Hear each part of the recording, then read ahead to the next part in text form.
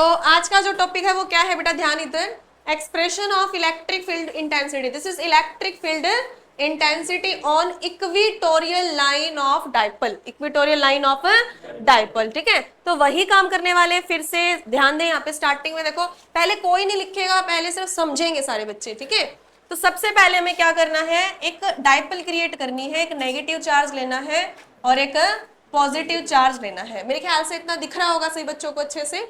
और कितने डिस्टेंस पे अलग अलग कर दिया इसको बेटा, 2a। कितने डिस्टेंस पे अलग कर दिया, 2a। 2a एक स्मॉल डिस्टेंस हम लेट करके चलते हैं यहाँ पे।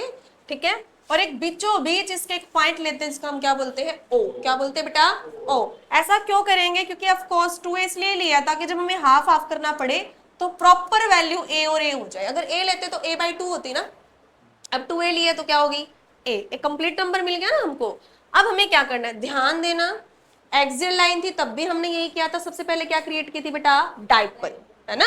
अब इक्वेटोरियल में सबसे पहले क्या क्रिएट की है, डाइपोल। बेटा ध्यान इधर, सामने एक नेगेटिव चार्ज और एक कौन सा चार्ज है, पॉजिटिव। एक नेगेटिव चार्ज और एक पॉजिटिव, दो चार्ज उसको 2a डिस्टेंस पे अलग अलग कर दिया हमने उस टाइम पे एक्सियल लाइन पे लिया था, यहाँ पे लिया था कोई पॉइंट। अब हम इक्वेटोरियल 90 डिग्री के ऊपर यहाँ पे कोई पॉइंट ले लेते हैं। ठीक है, इस पॉइंट का नाम क्या है, P। क्या है, P। और वो इस O पॉइंट से कितने डिस्टेंस के ऊपर है, R। कितने डिस्टेंस के ऊपर है, R। बात समझ में आ रही है। अब क्या होगा बेटा, यहाँ पे हमने एक यूनिट पॉजिटिव चार्ज रखा हुआ है। क्या रखा हुआ है बेटा, यूनिट पॉजिटिव चार्ज हमने यहाँ पे रखा हुआ है। तो ऑफ कोर्स ये इसके ऊपर फोर्स लगाएगा, हाँ, और ये इसके ऊपर फोर्स लगाएगा। लगाएगा नहीं लगाएगा, बताओ मुझे। नेगेटिव चार्ज में जो फोर्स की डायरेक्शन होगी वो क्या होगी बेटा, इनवर्ड, अंदर की तरफ, नेट। और इसकी कैसी होगी बेटा, आउटवर्ड, बाहर की तरफ। होगा नहीं होगा ऐसा। तो एक इंटेंसिटी मैंने E1 ले ली बेटा, एक इंटेंसिटी मैंने क्या ले ली, E2। क्या बात समझ में आ गई, यहाँ तक अच्छे से आ गई। चलिए, सबसे पहले हम निकालना स्टार्ट करते हैं electric field intensity due to, सुनो पहले ध्यान से, due to positive charge. Due to positive charge, positive charge से जो इलेक्ट्रिक इंटेंसिटी कितनी, यहाँ पे है ये पॉजिटिव। चलो, क्या फॉर्मूला होता है हमारे पास, E इज इक्वल टू के क्यू बाय आर स्क्वायर, ये होता है। अब जो डिस्टेंस है यहां से यहां का, ये पॉइंट A है, ये पॉइंट क्या है, B। तो B से P का डिस्टेंस क्या बन गया, BP स्क्वायर। बेटा क्या बन गया, BP स्क्वायर। बना नहीं बना मुझे बताओ आप, बना ना बेटा, हाँ जी बेटा, यहां तक समझ आ रहा है आप सबको अच्छे से। अब देखो B से P का डिस्टेंस निकालते हैं। बेटा देखो, ये जो है ये हिस्सा, ये एक राइट एंगल ट्रायंगल है। क्या है ये, एक, हाँ, तो ये हिस्सा A है, ये हिस्सा R है। तो ये जो हम निकाल रहे हैं हाइपोटेन्यूज का पाइथागोरस थ्योरम सबको आती है, पता है क्या होती है, क्या होती है कि h square is equal to P square is equal to B square, होता है ना। अगर मुझे B से P का डिस्टेंस निकालना है तो BP square is equal to क्या हो जाएगा, R square plus A square. क्या हो जाएगा, R square plus A square. समझ आ रहा है बेटा, जहां पे नहीं समझ में आता आप वहीं से पूछ सकते हैं कि मैम यहाँ स्टॉप कर दो और यहाँ दोबारा समझाओ, समझ नहीं आया। ठीक है, तो यहां से हमारे पास क्या हो गया, K Q upon R square plus A square. Equation number क्या बन गई बेटा, फर्स्ट। आगे बात समझ में यहाँ तक अच्छे से। अब हम निकालेंगे electric field intensity due to negative charge. Due to negative charge, negative charge से हम इंटेंसिटी निकालने वाले हैं। आई बात समझ में। अब नेगेटिव चार्ज यहाँ है बेटा, हाँ, तो यहाँ हम जब E2 निकालेंगे तो E2 का फॉर्मूला क्या हो जाएगा, के क्यू बाय, अब डिस्टेंस क्या है, A से P का, क्या हो गया, AP स्क्वायर। क्या हो गया बेटा, AP स्क्वायर। बात समझ आ रही है। अब AP, ये जो डिस्टेंस है ये भी तो वही है ना, इधर वाला हिस्सा भी वही बन गया, राइट एंगल ट्रायंगल, ये भी हाइपोटेन्यूज है। तो क्या बन जाएगा, base square plus perpendicular square. तो R square plus A square. Same बना नहीं बना, क्या लिख दिया यहाँ पे मैंने,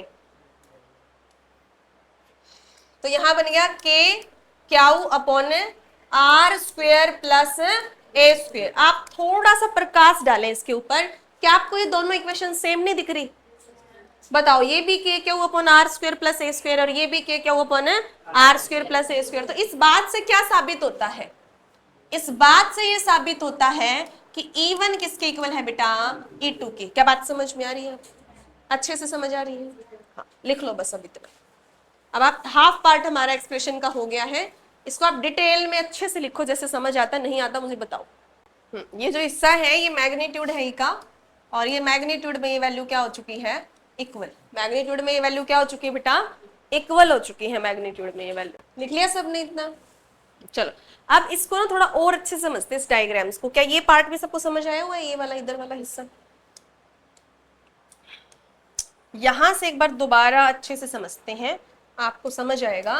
देखो बेटा जब ऐसा होगा ना, तो ये जो रेक्टेंगुलर कंपोनेंट है, ठीक है, ये जो आपका रिजल्टेंट है, इसके दो रेक्टेंगुलर दो हिस्से हो जाएंगे, दो कंपोनेंट टूट जाते। पढ़ते हो ना आप रेक्टेंगुलर कंपोनेंट रिजल्टेंट वेक्टर, पढ़ के आओ ना +1 में। रिजल्टेंट वेक्टर क्या होता है, जैसे हम चलते हैं ना, चलते वक्त भी हम जब चलते हैं ऐसे ही रिजल्टेंट बनता है हमारा, और दो हिस्से हो जाते हैं इसके। एक हिस्सा, एक पार्ट हमें आगे चलने में मदद करता है, और एक जो पार्ट होता है हमारे वेट को बैलेंस करता है ताकि हम गिर ना जाए। तो दो रेक्टेंगुलर कंपोनेंट होते हैं इसके। जैसे ये पॉइंट है ना पी, ध्यान देना, मैं आपको जो समझाने की कोशिश कर रही हूँ, और यहाँ पे ऐसे है। तो देखो हुआ क्या, ध्यान से समझना। ये जो E1 है ना, इसके भी दो टुकड़े होंगे बेटा। एक होगा E1, एक क्या होगा, E1। अच्छा एक चीज याद रखना, देखो यहाँ पे कुछ थोड़ा सा नहीं, थोड़ी सी मिस्टेक हो गई है।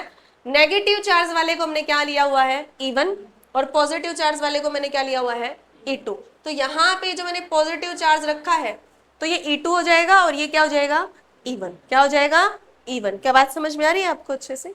हाँ, नहीं तो यहाँ बदल सकते हो, इसको आप E1 ले लो, और इसको आप क्या ले लो, E2। एक्सप्रेशन वैसे का वैसा रह जाएगा, गलत नहीं होगा ना फिर, ठीक है। अब देखो जब हमने ऐसा किया ना, तो इसके दो हिस्से हुए बेटा। नेगेटिव चार्ज के कारण क्या हुआ, एक दो रेक्टेंगुलर जो होते हैं ना, एक हॉरिजेंटल होता है, एक परपेंडिकुलर होता है। एक हॉरिजेंटल होता है और एक परपेंडिकुलर। तो एक हॉरिजेंटल जो कंपोनेंट है वो तो दोनों के सेम टूटे, E1 cos थीटा और E2 cos थीटा, ये तो इसी डायरेक्शन में रहेंगे। लेकिन जो साइन थीटा परपेंडिकुलर कंपोनेंट है, बाहर वाले का क्या होगा बेटा, बाहर की तरफ टूटेगा, और अंदर वाले का अंदर की तरफ, है ना, ब्रेक हो जाएगा। तो अंदर हो गया E2 साइन थीटा, और बाहर हो गया बेटा E1 साइन थीटा। लेकिन मैग्नीट्यूड में तो ये वैल्यू बराबर है, लेकिन डायरेक्शन क्या है, और एक ही लाइन में है, तो they are cancel out, cut जाएंगी। तो नेट जो इफेक्ट होगा किससे देंगे, E1 और E2 cos थीटा से, E1 और E2 cos थीटा से। अब इसमें लिखो, here E1 and E2 resolve into two rectangular component, resolve into two rectangular, resolve का मतलब होता है टूट जाना, उनमें ब्रेक हो जाना, ठीक है ना, पार्ट हो जाना। resolve into TWO to rectangular component, ठीक है बेटा, to rectangular component, where E1 जो होगा वो क्या होगा, E1 cos theta, E1 sine theta, E2 cos theta, E2 sine theta. ये टू रेक्टेंगुलर कंपोनेंट में टूट गए। Here E1 sine theta and E2 sine theta are equal and opposite, act in a same line, then cancel out each other,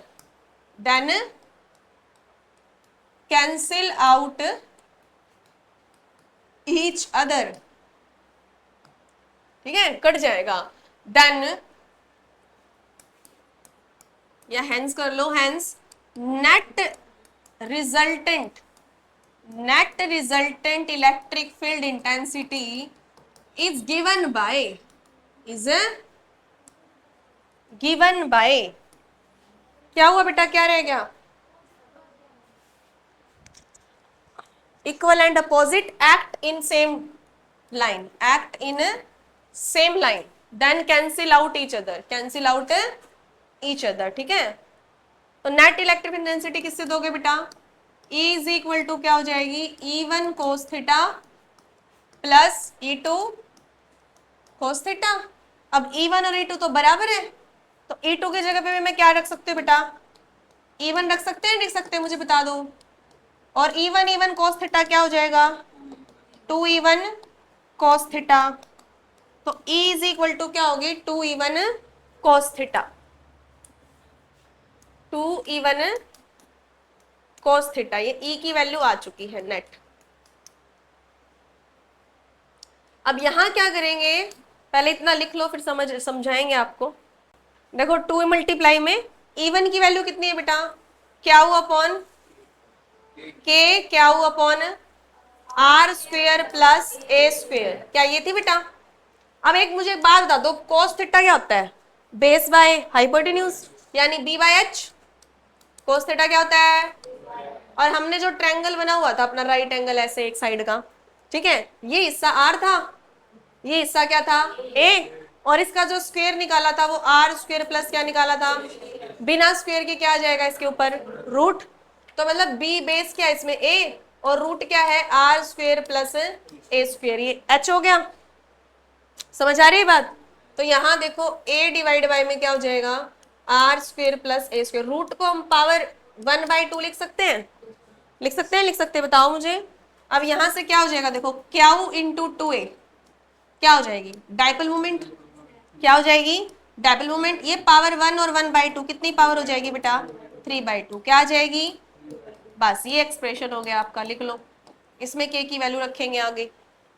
आगे देखो अगर हम इसकी value रखें तो क्या रखेंगे, देखो e की वैल्यू क्या हो जाएगी, e इज इक्वल टू क्या अपॉन k की वैल्यू क्या होगी 1/4 पाई एप्सिलॉन नॉट, और क्या है R square plus A square raise to power कितना हो गया 3/2, और यहाँ पे ये p था बेटा, क्यों नहीं था, क्या था p, है ना।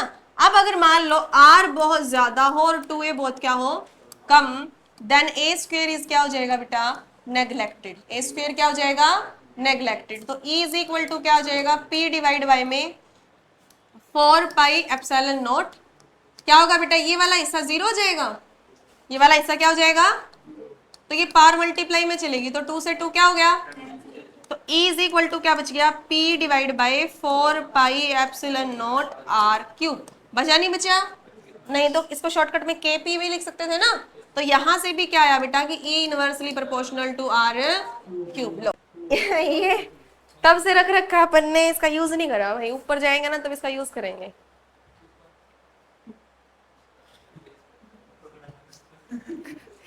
भगवान के पास नहीं, ऊपर वाले रूम में जब जाएंगे ना तो इसका यूज करेंगे इसमें।